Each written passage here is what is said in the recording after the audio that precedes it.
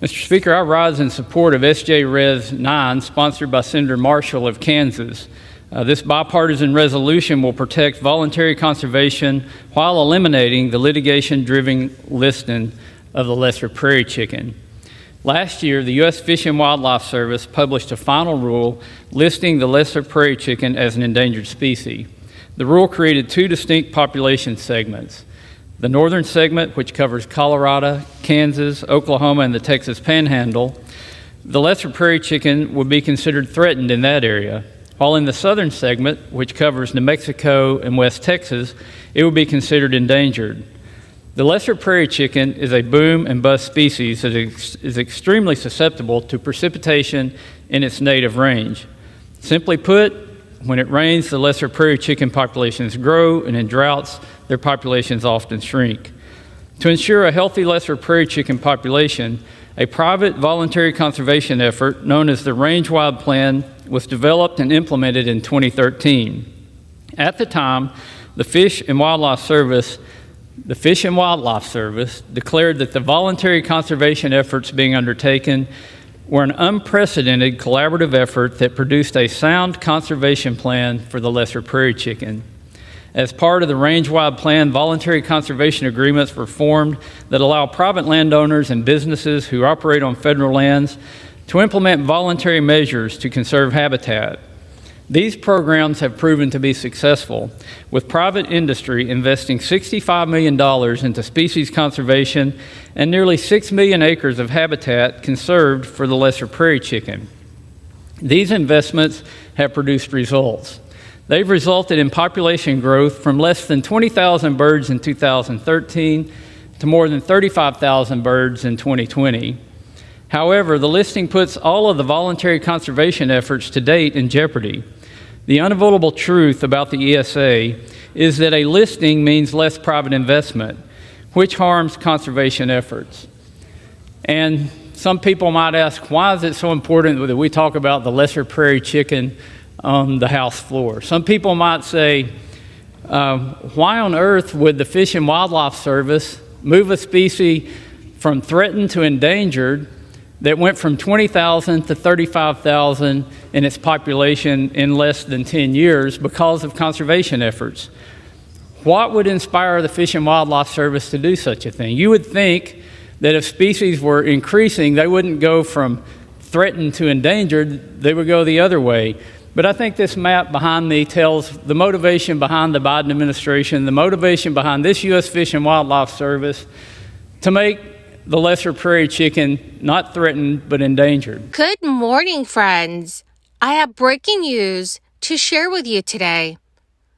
The Biden administration has announced that more funding has been approved for new major projects. Also, many more cities and states have approved new programs that will provide low-income households with automatic recurring payments. My dearest friends, you may be eligible for this relief if you have been affected financially by the crisis. So please make sure that you watch until the end of this video for all the details. Also, this coming Friday and every Friday, I will be announcing several winners for the Walmart gift card giveaway. If you would like to enter the weekly giveaway, friends, please click and like several of my videos, and then comment below the keyword of each video that you watch. The more videos that you comment on, friends, the greater your chances of winning the giveaways. Although the United States has periodically sought to reduce poverty around the country since the 1960s, approximately 35 million Americans, or almost 1 in 10 Americans, live in communities suffering from persistent poverty. So universal basic income, which is known as guaranteed income, would provide a regular payment to citizens, whether they were working or not. Amounts vary, but it would work as a direct debit to people's accounts. The idea behind this is that it would decrease poverty and prevent homelessness by providing everyone money to subsist. Outside of economics, it would give people the chance to work less and live more fulfilling lives in being able to choose jobs they want to do rather than what they want to do to survive. Universal basic income in a different form was shown in the stimulus checks and enhanced child tax credit that supported Americans during the crisis. The money kept Americans afloat when they needed support the most. Several states have taken it upon themselves to approve direct relief for their residents. The city of Worcester, Massachusetts, is funding a new universal basic income program using money from the American Rescue Plan Act.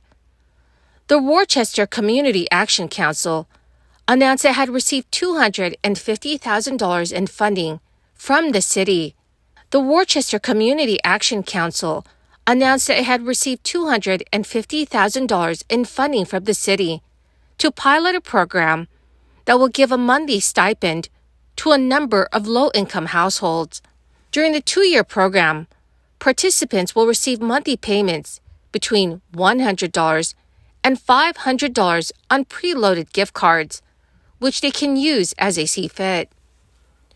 Durham County in North Carolina has also approved a new pilot guaranteed income program with the aim of helping needy families in the area.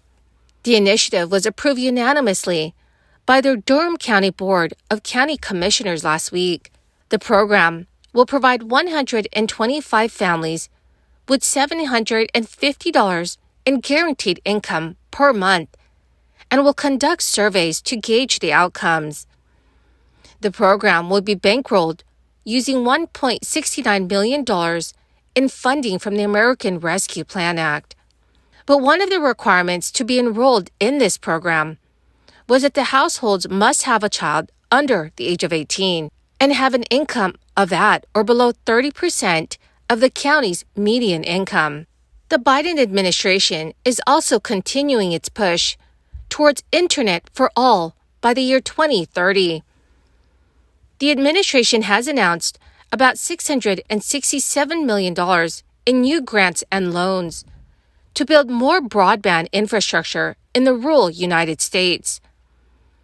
The 37 new recipients represent the 4th round of funding under the program, which is dubbed Reconnect by the United States Department of Agriculture. Another 37 projects received $771.4 million in grants and loans, which were announced in April and June. According to government officials, the money flowing through the federal broadband programs, including what was announced this week, and the $42.5 billion infrastructure program detailed earlier this summer, will lead to a new variation on the electrification of rural America. Commerce Secretary Gina Raimondo told ABC News that the money would help about 8.5 million American households without internet access and millions more with unreliable access. A senior Biden administration official told reporters the investments would create over 150,000 construction-type jobs, from laborers to electricians to communications workers. States recently learned how allocations will work, with every state, as well as Washington, D.C. and Puerto Rico, receiving at least $100 million. Biden's chief of staff has likened the push to President Roosevelt's Rural Electrification Act, which delivered electricity to farming families across the country, saying that decision helped transform rural America. Well, my magnificent and most marvelous friends, thank you very, very much for joining me here every day and for being part of this community.